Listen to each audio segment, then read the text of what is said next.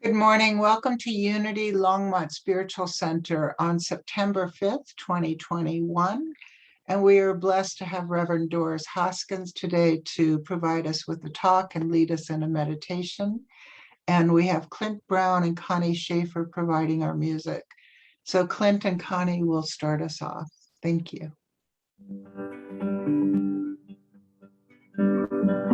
Spirit of life, come unto me.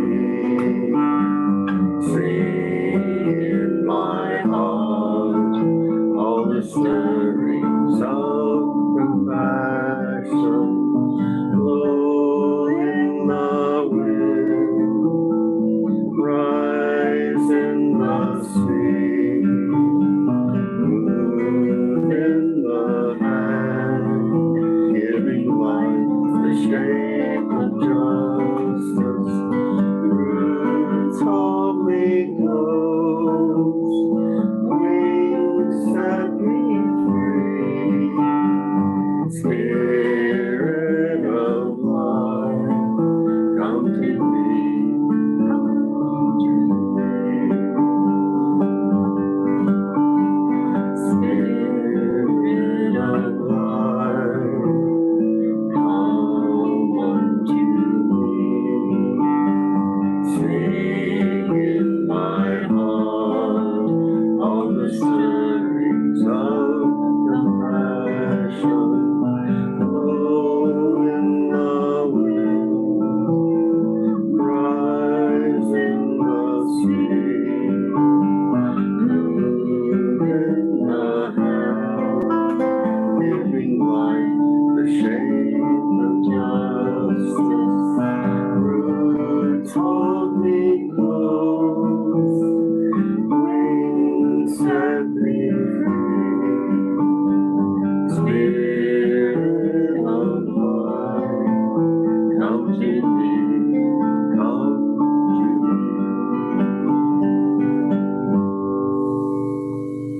me. Thank you, Connie and Clint.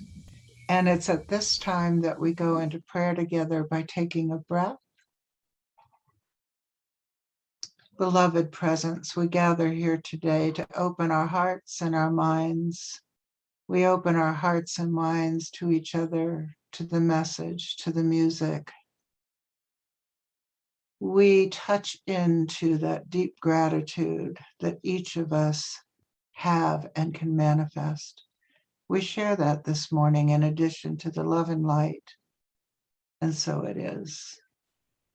And we'll have a piece of music from Clint. So I rediscovered an old song. Harry Belafonte recorded it. It's "Where Are You Going, My Little One?" And this song has special meaning today for me because my little one, my daughter Anna, has in fact grown up and is now a wife with a baby of her own. So she had a little girl, Xena, and I don't know if that's Xena, Warrior Princess or what, something like that, I'm sure. So, where are you going, my little one, little one? Where are you going, my baby, my home? Turn around, you two, turn around and you're full, turn around, you're younger, going out of the door.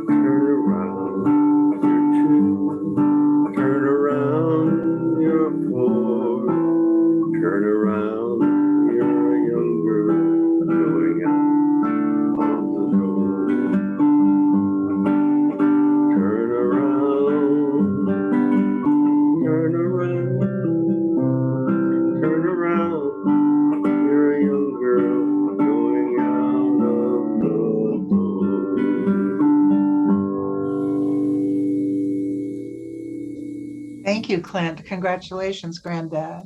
Yes, amazing thing about that. So let us welcome Reverend Doris Hoskins. Good morning, Doris. Good morning. It's lovely to come and share time with you. Clint, your song, I have a pretty new 9-month-old grandson that I take care of many hours during the week. And he's my youngest child, my son's son. And so you make me want to cry.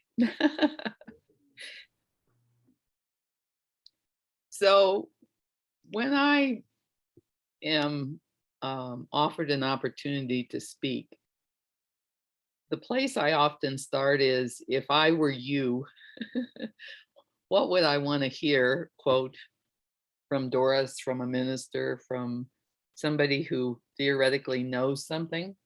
Now, do hear the word theoretically.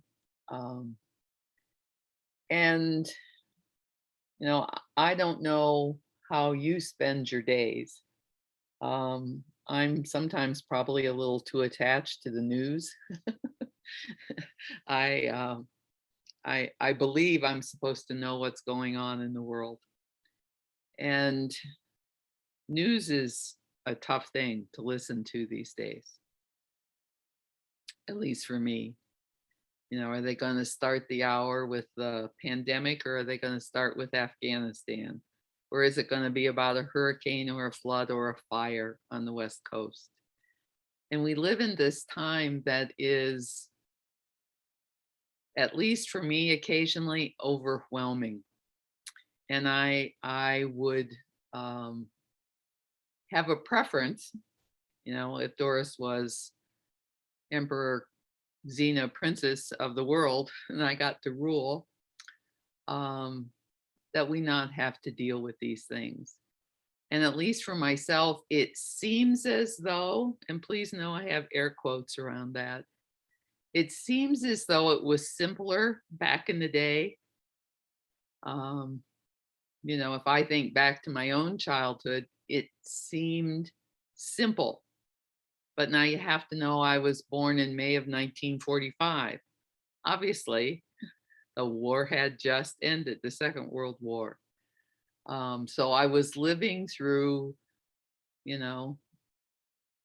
the Korean conflict. We never quite called that a war. I was living through the McCarthy era. I was living through a lot of things that were really horrible in terms of civil rights, in terms of all the other things. And yet my own personal life as a child was simple. I grew up on a farm, and the days were long, and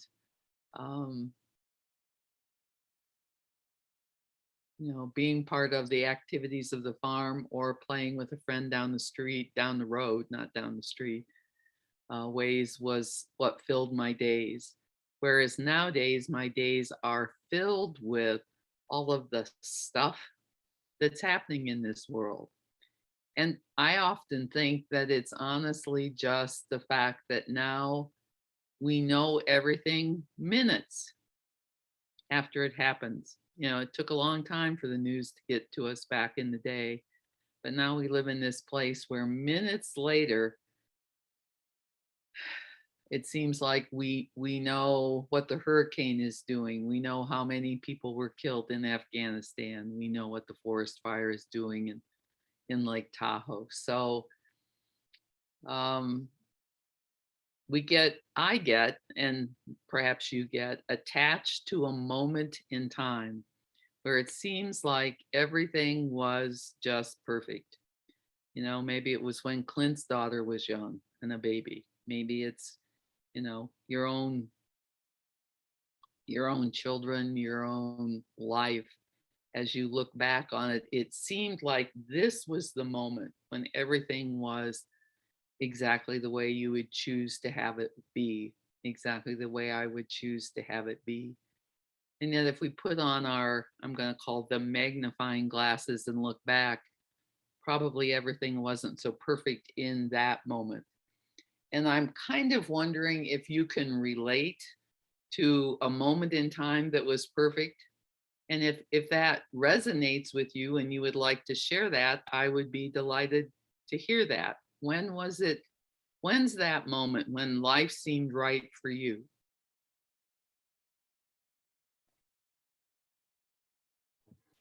Doris, it's hard to settle on just one moment. Okay, we'll pick several. Yeah, I'm remembering the birth of my first daughter and lying in the hospital and holding her, smelling her, feeling her for the first time, and being willing to ignore my very hungry stomach because I hadn't eaten in 24 hours. And then I'm remembering yesterday being in nature and near a river and wanting to hold on to the relaxation that brought. Um, I can't hold on to it, but I want to recover it. So that's what comes to my mind. Thank you.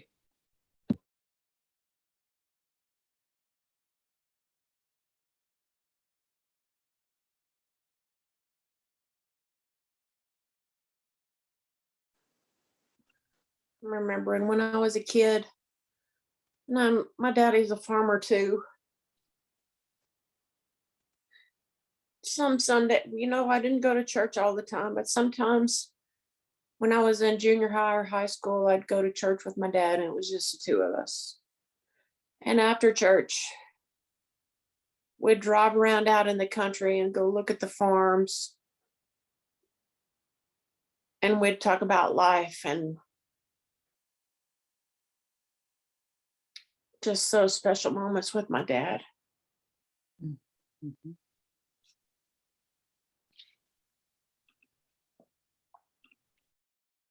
I'm remembering when my grandfather taught me how to ride a two-wheeler bike, and he ran along in back of me until I got the idea and the balance and all that put together.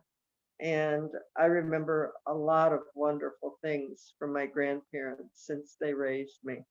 It's a flood if I go back that far. Eating the cream off of the top of the bottle, because back then when I was little, it came sort of separated with cream on top. And of course, my grandmother gave me the cream. Mhm. So I still like cream. Those are wonderful memories. Thank you, Doris. Welcome. I'm remembering, and this is very recent, yesterday morning, I was sitting on the couch and I had just meditated. And I wrote down in my journal something like, I appreciate everything. It seems like the universe is bending toward me. That was just a moment. Mhm. And it was just a fleeting moment, but it was a moment where I felt the perfection of everything. Yeah. Thanks, Bobby. I mean, for many of us, it was a moment that we framed in time.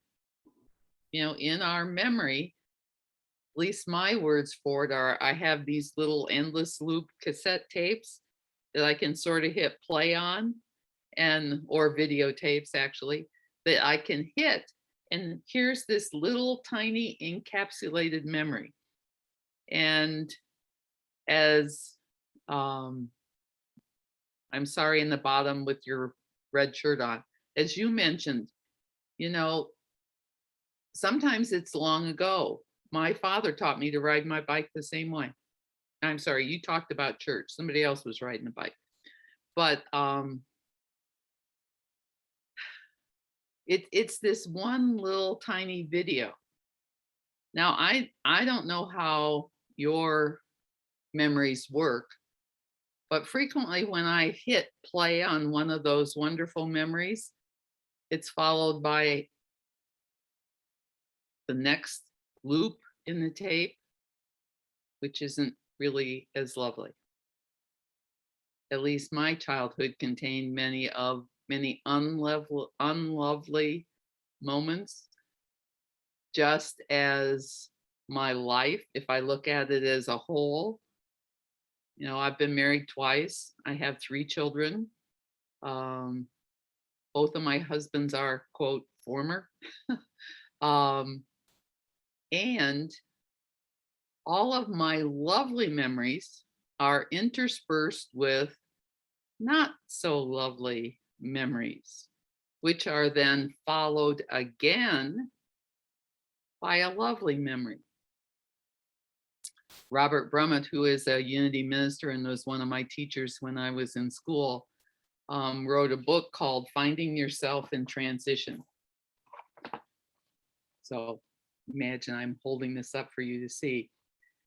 And in this book, he talks about the transitions we go through in our lives. And there's a common theme to a transition. There's an ending, then there's a void, and then there's a new beginning. Even those wonderful moments contain endings. So if we were going to pick one, suppose we go to David's daughter being born. Now, I'm guessing, but I don't want to assume that before she had that moment, she may have had a moment where she was a bride. She may have a moment when she was excited because she got engaged. So think about the progression of those memories. And if we think about those memories, there was an ending. Getting engaged is the end of being single. It's the end of an era in your life, I'm going to say, when you could do anything you wanted, whenever you wanted to. You were an autonomous being, and you chose with great excitement to have this new beginning, to get married. And then there's the engagement period, and then there's a marriage. And what ends is being single. And all of us who have been married knows there's a big difference between being single and being married. It's even bigger than the one between being single and being engaged. So all through our life, we have these beginnings and endings. And part of that challenge is we tend to want to focus on beginnings without honoring the ending and without dealing with the space in between. Now, Robert Brummett calls that space in between the void. If we were going to be biblical about it, we would call it the wilderness. And there's an interesting thing about the wilderness. So if I were to ask you how long it rained for Noah, what's the answer? You have to unmute yourself. 40 days and 40 nights. Absolutely. And then how long was Jesus up on the mountain in the wilderness?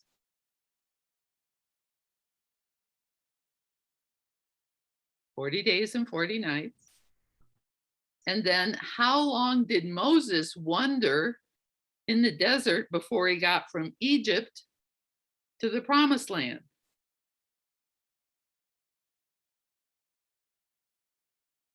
Was that some crazy amount, like 40 years? I was thinking It was some 400. crazy amount, like 40 years. So that number 40 is a reoccurring number in the Bible.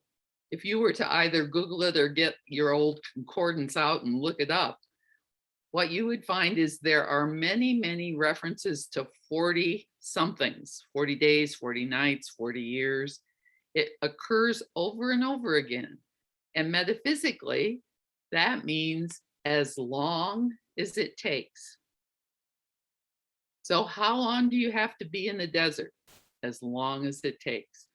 How long does it rain? As long as it takes.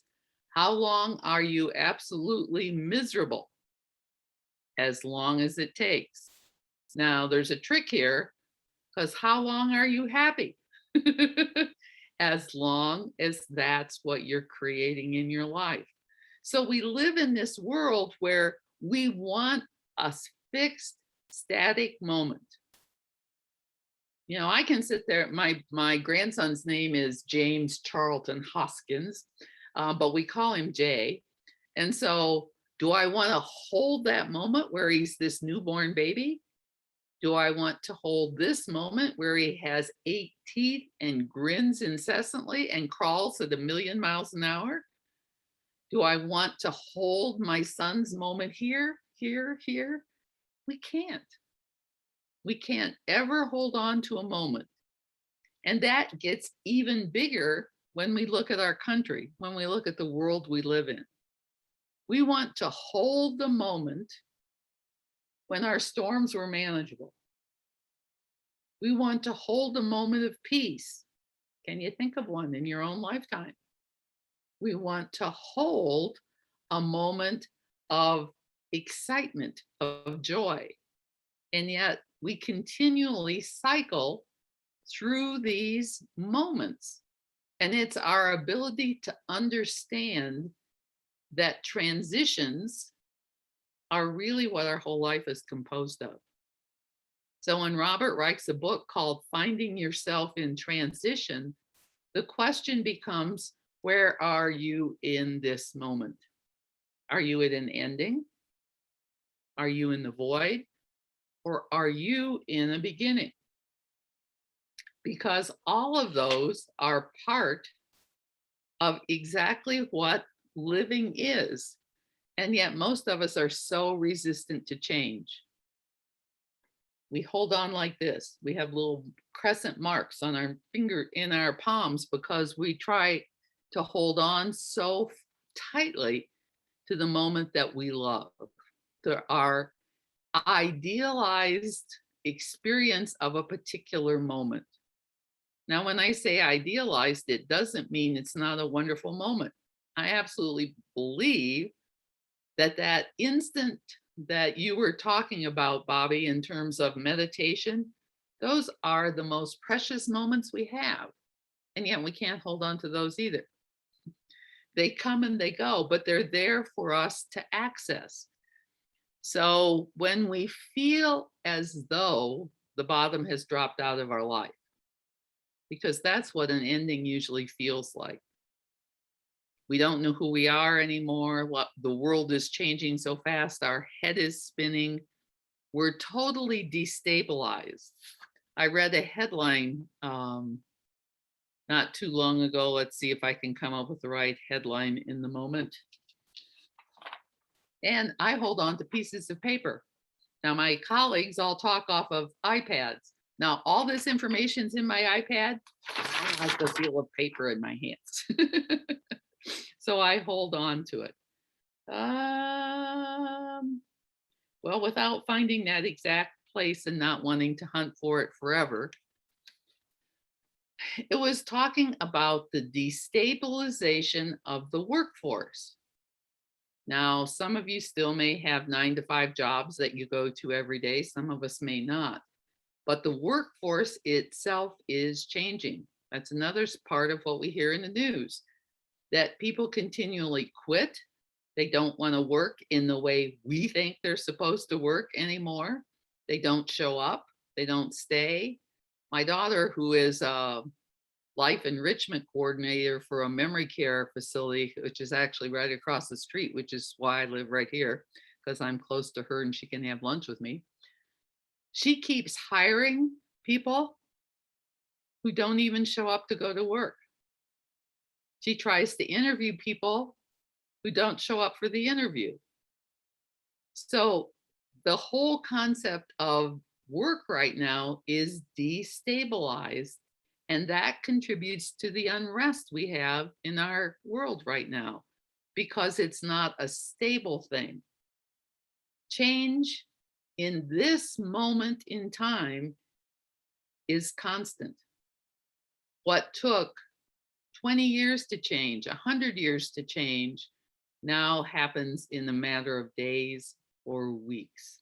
That's how fast the world is changing. So that contributes to our feeling of being destabilized. It contributes to the shift in our paradigm. It's not so much the event itself,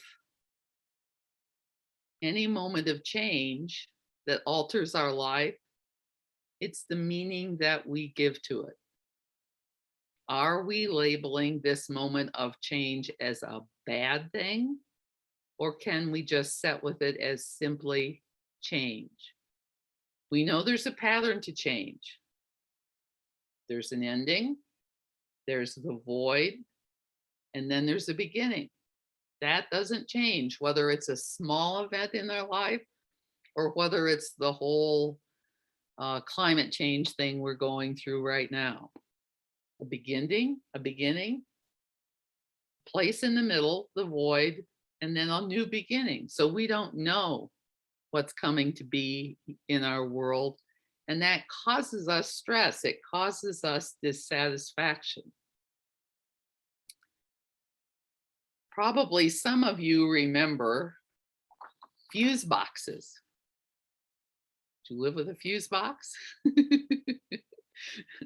Where if you plugged in too many things at once, who knows if it was the toaster and the electric frying pan and your hair dryer, whatever you all plugged in together, all of a sudden, poof, you would be in the dark, everything would stop.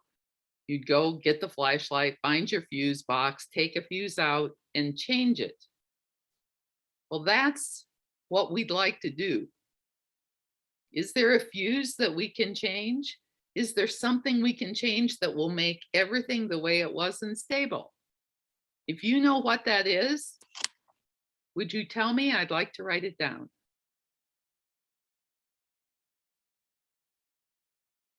We can't stop it, but we can be at peace with it. You know, if you were students of the Bible at any point in your life, you would remember that Jesus actually talked about, you know, quote, endings.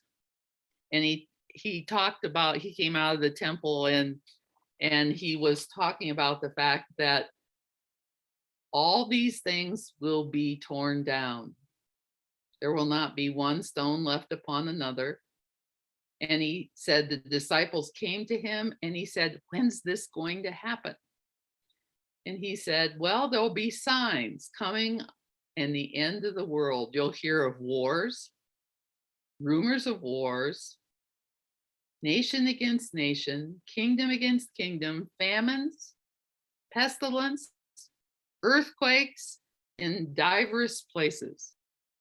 So is this the end of the world? It could be the end of the world as we know it. And then some of you might remember something called the Age of Aquarius. Do you like to connect the dots? So if Jesus is talking about the end of the world and the change that's happening, and then we have astrologers talking to us about the Age of Aquarius, I went and looked it up because I wanted to be as accurate as I could, quoting one source from the web. I didn't search forever. There's an astrologer named Diana Raab, R-A-A-B, and she's describing the end or the Age of Aquarius. Now think about what I just said that Jesus said.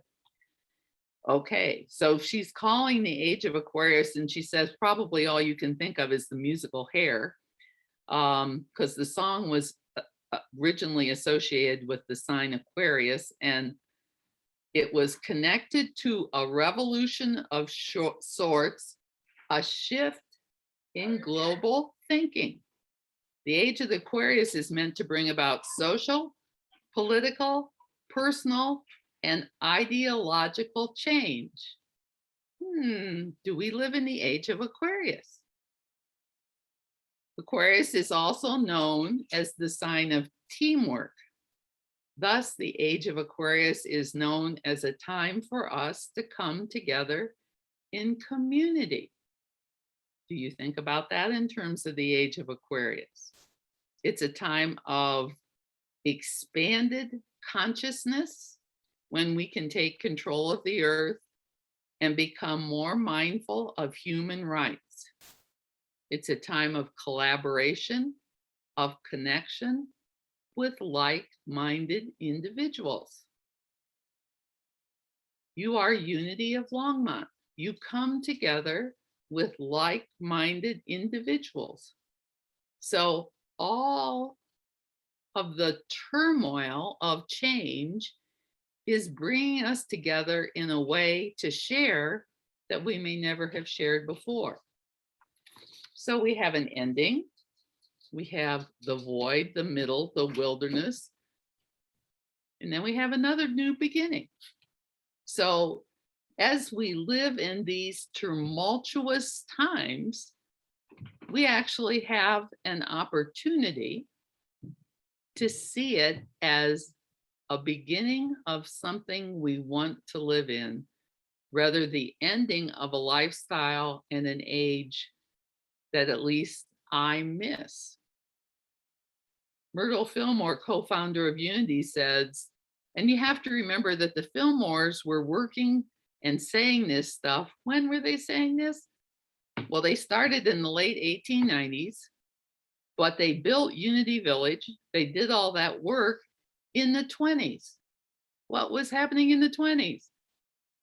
The greatest depression that the world had ever known, where people were starving, the Dust Bowl, the homelessness. We called them, I'm not quite that old. They called them hobos in that day. People were homeless. They were without food. There were bread lines. So that's the context into which Myrtle Fillmore wrote these words. Why not, on first awakening, remind ourselves that this is a fresh new day. This is a day full of opportunities, a day fragrant with possibilities. The restrictions of yesterday have no power to overshadow our lives today when we realize that we are really part of the eternal now.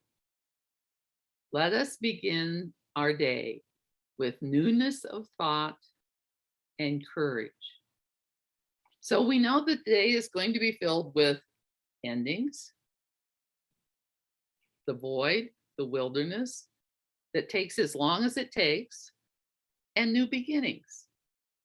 And we can choose that this day is a day of new beginnings. So I just invite you to take a breath and to join me as we move into the stillness.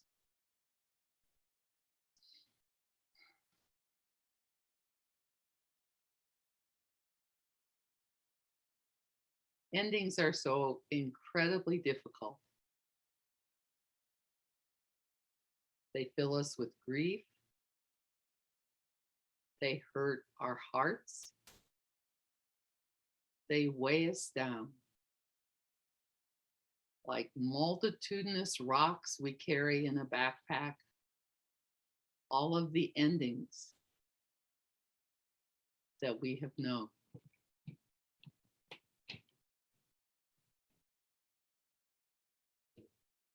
We take a few moments and notice endings.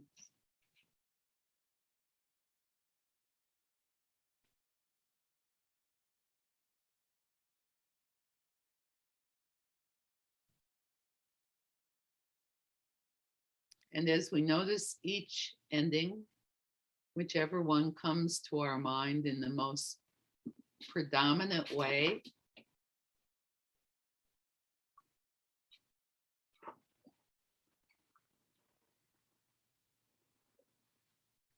in that way, we notice how long we were in the wilderness.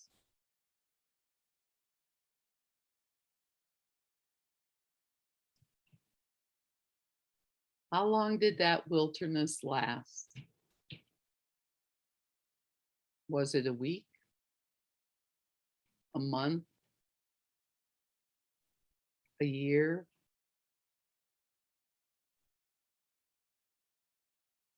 Five years? 10 years? Are you still in it? An ending followed by the void.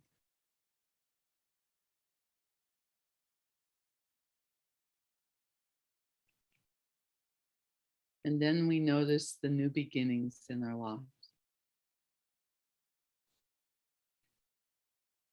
When we look at these in a personal way, we can see the overlap, the intricate weaving of endings, voids, and beginnings.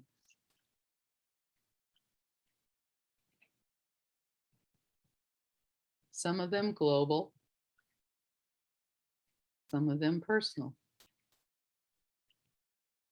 And yet we can choose with Myrtle to focus on today is a new beginning. I have never lived this day before. I know not what this day will bring.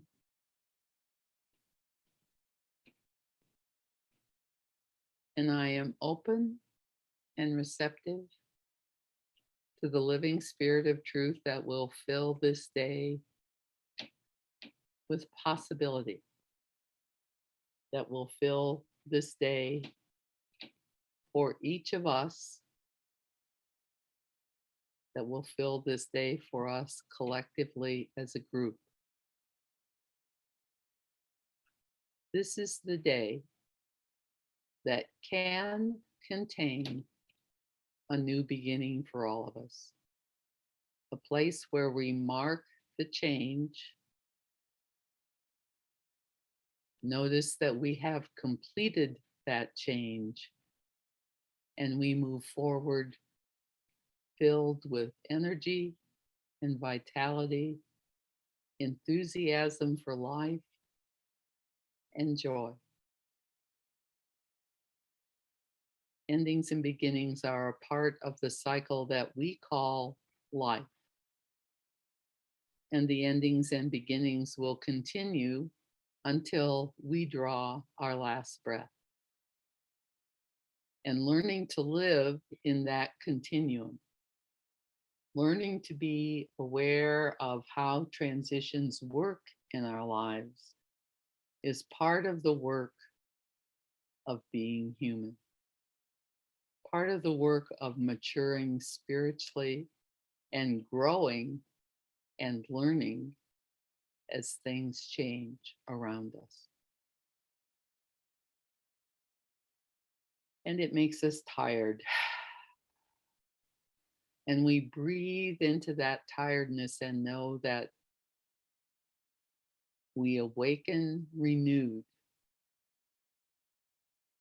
to go about our lives again. So we pause together in this stillness for a while to notice where we are without judgment.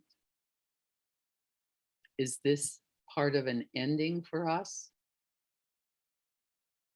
Are we in the void, or are we beginning anew? We explore in the stillness.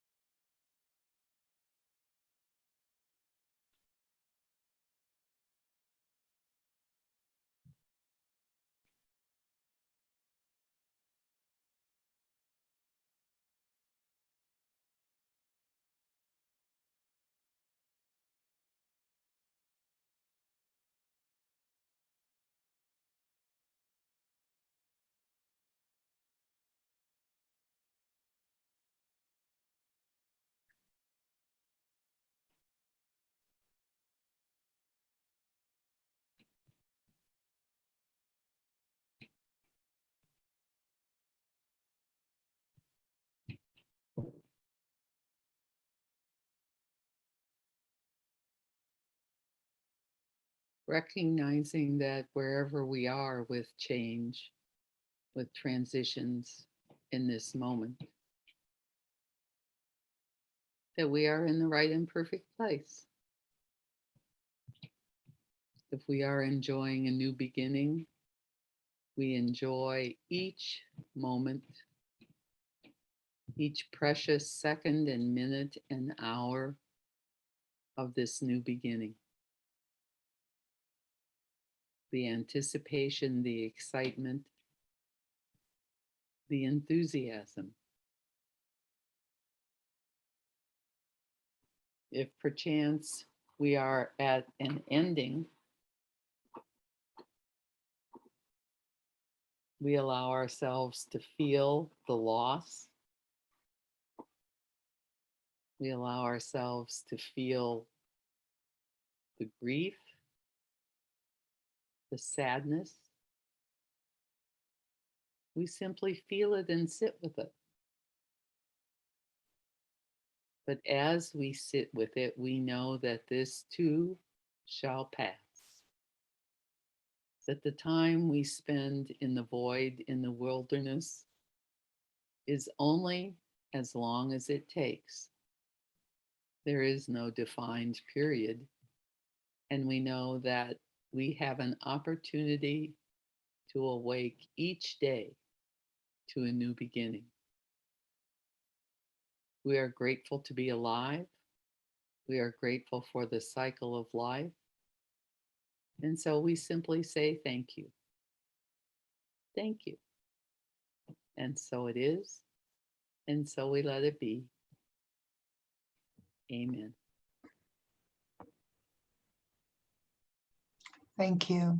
Thank you. Thank you, Doris. And that will be followed by music from Clint.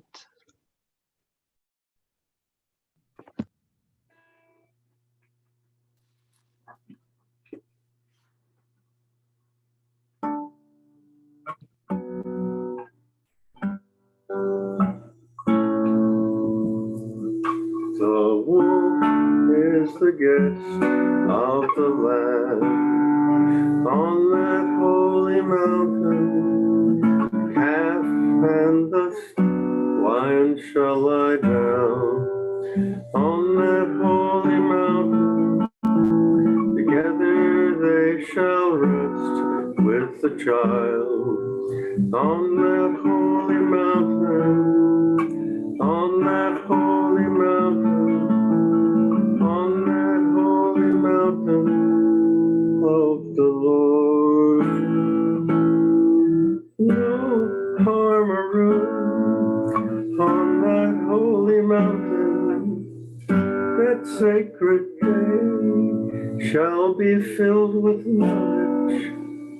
There shall be peace led by all the children on that holy mountain, on that holy mountain, on that holy mountain of the Lord.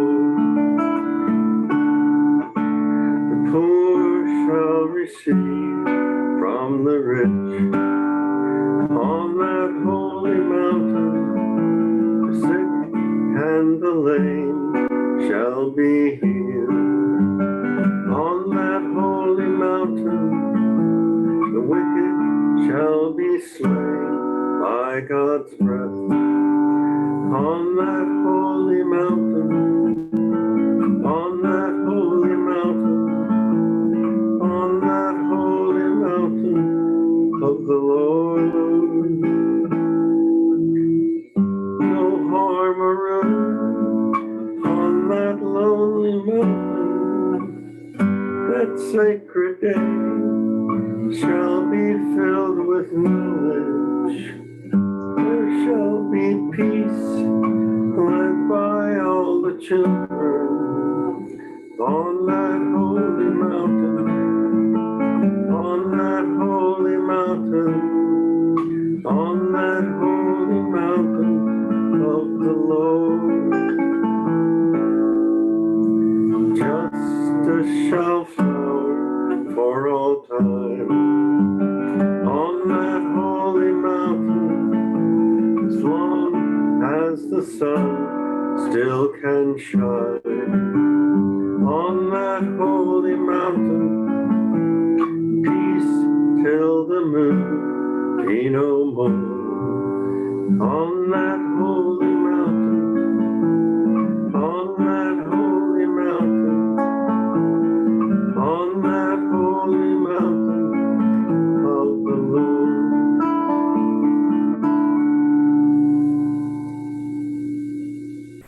Thank you, Clint. So let's pause for a moment together. And regardless of whether we are in a beginning in the wilderness or in an ending, let us take a breath and access that love and light within us to sustain us through the entire process of transition in life. And we become aware of that light and love expanding and our choice to share it with others.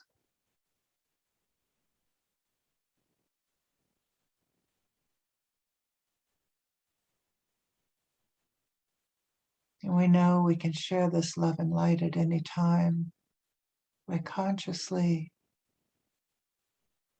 paying attention to it, becoming aware of its expansion, and allowing.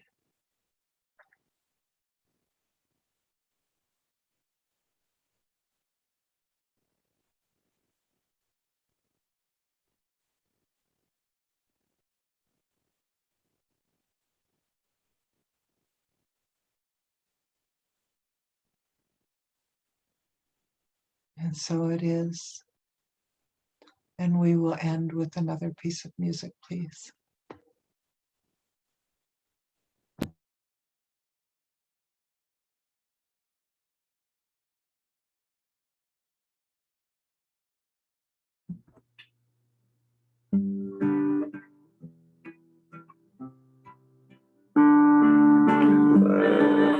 There be peace on earth, and let it begin with me. Let there be peace on earth, a peace that was meant to be, with God as creator, and we all are we. Let us walk with each other in perfect harmony. Let peace begin with me. Let this be the moment now. With every step I take, let this be my joyous vow, to take each moment and live each moment in peace eternally. Let there be peace on earth, and let it begin with me. Thanks for singing with us. Thank you, Connie and Clint. So just a reminder that we will be sponsoring a radical forgiveness ceremony on Saturday, October 16th at 3 o'clock at Bobby's Yurt. And all the information you need about that is on our website, unitylongmont.org. So feel free to unmute yourself and address Doris for her wonderful talk and presence, and Clint and Connie. Dave, we are still recording. Thank you, Bobby.